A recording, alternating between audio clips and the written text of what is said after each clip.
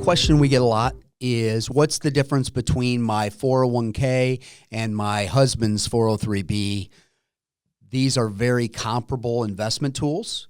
The biggest fundamental difference is the 401k is for-profit companies and the 403b is non-for-profit. So that would include hospitals, churches, public schools, sometimes universities. Some of the subtle differences, the 401k has a lot of range based on the plan document and who you're working for on how much they're going to match. The 403b's less likely to match.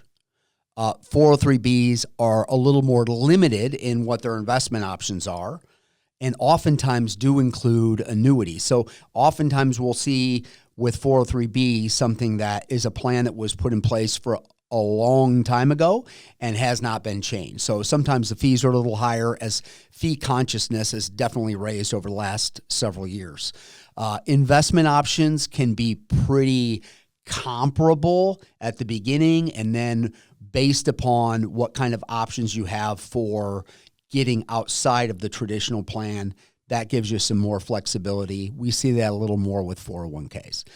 Contribution limits are the same, with one pretty unique stipulation. The 403b, if you have been employed for 15 years with the same employer, they allow you to put an extra $3,000 a year for each of the years that you've worked. You get an extra contribution if you want, if you've worked for the same employer for 15 years or longer.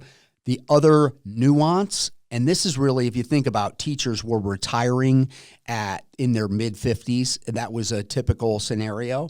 So the 403bs oftentimes have a provision where they have access for the participant at age 55.